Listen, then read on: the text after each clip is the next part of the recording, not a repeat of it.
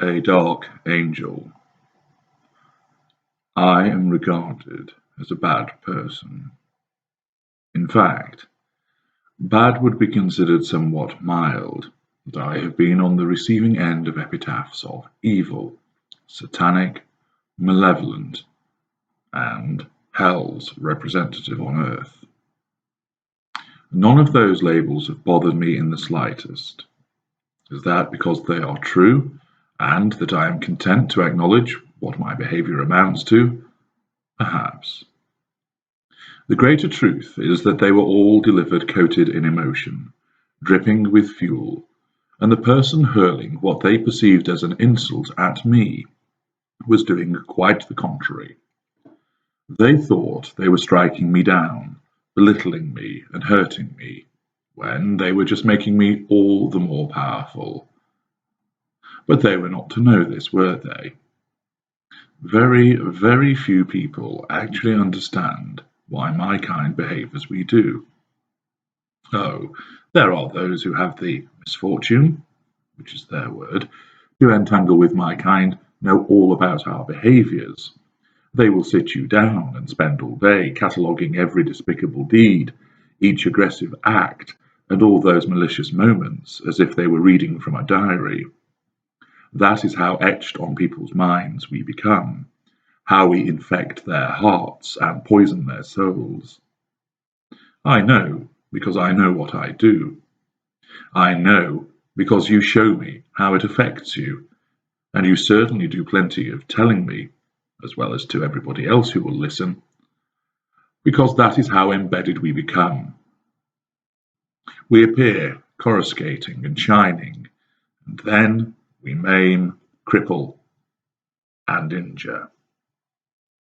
You know better than anybody else how it affects you, but you rarely understand. How could you? You have no idea who you are dealing with. We do not appear with the letter N branded on our foreheads as a warning, though I suspect even if we did, some people would still fall prey to us. You do not know what has wrapped its tendrils around you, and you cannot be expected to know. It is not your fault, although we will spend all of the devaluation and beyond telling you that it is. Those of our kind do think everything is your fault. They are programmed to think nothing else. I am worse. I know it is not your fault, but the maintenance of blame is key to the upholding of control and the continuance of my dominance, and therefore I will readily apply that which I know to be false in order to achieve that which must be achieved. Again, you would not know this, and whether you have become entangled with a lesser, mid-range, or greater narcissist, you become ensconced in trying to make us see, make us understand, and achieve some kind of breakthrough. It is nigh on impossible. The lesser is not programmed to accept it. You are trying to put a video cassette in a Blu-ray player. It just will not operate. The mid-range must apply fault because he knows it provides him with a defense.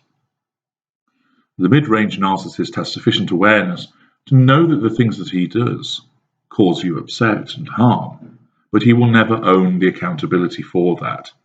There will always be an excuse, a reason why it is not his fault, but yours.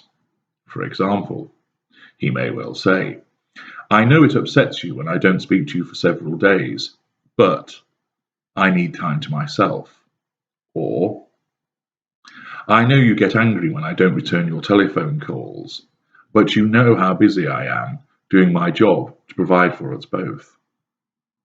There can be the acknowledgement of the hurt, but never any acceptance that it is our responsibility.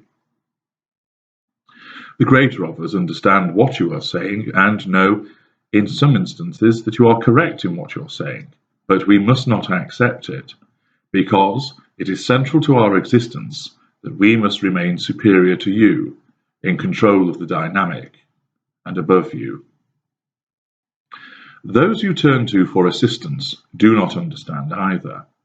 Well-meaning and family and friends struggle enormously to grasp what has happened.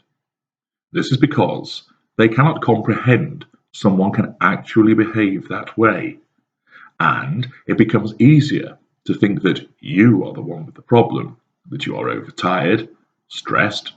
Well, of course you are, because we made you that way, and that you are imagining things, misremembering, and so forth. These people do not want to become involved, because that means trying to fathom it out, and it is too hard. It also means shattering the facade that we have created, and it is much easier to keep it intact and point to exhaustion, drink, drugs, hysteria, and so on, than grappling with the understanding that there is such a thing as a narcissist who love bombs and then abuses in the blink of an eye.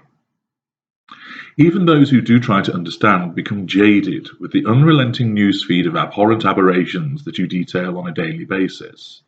Plus, people are ultimately too wrapped up in their own lives. Who would credit it? Selfishness from us and from them keeps you trapped. Professionals offer some insight in varying degrees, although few have actually experienced it, and it is only those who have done so who can truly relate the full horror and the unrivaled, brain-mashing, mind-fuckery, soul-destroying rollercoaster ride of being entangled with us. Seeing is believing. The absence of truly experiencing what it means to be ensnared by us means that explanations fall victim to conjecture, theory, and speculation. This is where my good job arises. I am a bad man, but I am doing a great job by conveying to you why we do as we do, why we say as we say, and allowing you to take on board this information and applying it as you see fit. This is not done as an altruistic act. Such a concept is anathema to me. I have my own agenda and my own aims to achieve as a consequence of this sharing of knowledge. It also appeals to my malevolent outlook by empowering you, those who have suffered with our kind for so long, with the knowledge and tools to fight back.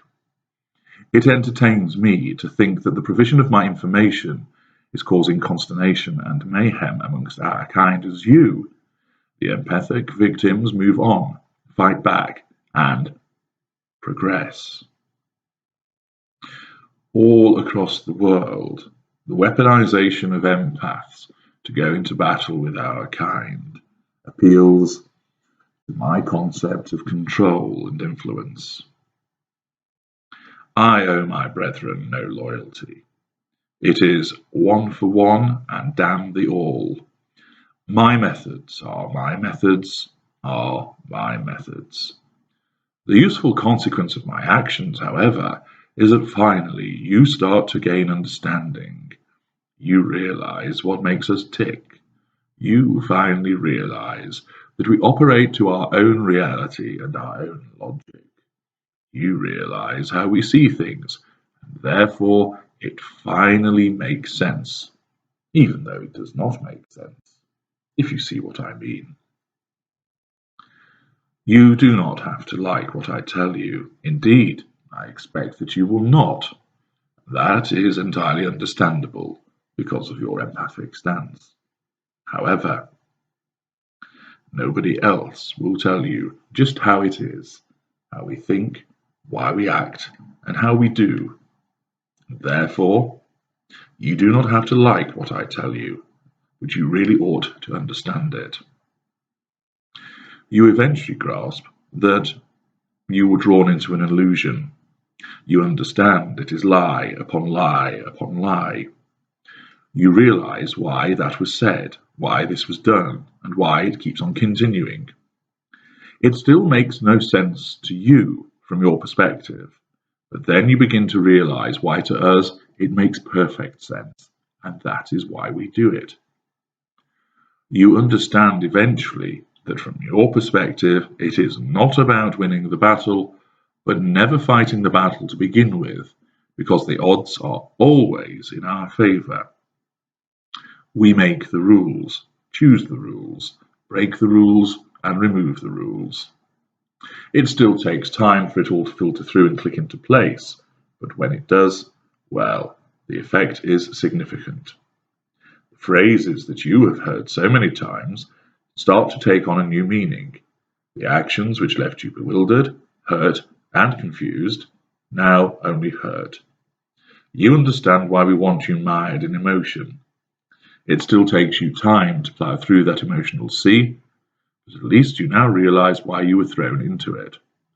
Myths are dispelled, incorrect assumptions are crushed, and you are given the very thing by which we operate and by which we succeed: cool, hard logic. There is so much to convey to you, so much to detail, from how we come into being, what we are trying to achieve, what we are seeking to keep at bay, why we keep doing what we do, why change doesn't happen, why we choose you, why we never let go, and so much more. All of it will be provided to you. It is brutal, it hurts, and it is uncomfortable. But then, haven't you had enough of the sugar-coated crap? Now it is time to swallow the harsh truth, because that is what will ultimately set you free. That, and your application of it to your own circumstances. So this is what I do. I write, I detail, I convey, I illuminate. You can see me as evil, bad, and hellish. By all means, that is your choice. But I know you understand, at least most of you do, that this is a bad man, that I'm doing a good job. If you keep listening, keep asking, and keep digesting, you will achieve your desired outcome. All the errors, mistakes, and failures that you have committed and experienced can now be consigned to history as you embark on a different chapter towards your eventual freedom. No longer will you be hindered by misunderstanding, hampered by confusion, and mired in the wrong answers. For too long, you have been led up the garden path, taken in circles, and you made the wrong decisions based on erroneous understandings. That was because you didn't have me. After all, it takes a wrongdoer to show you that you are doing wrong.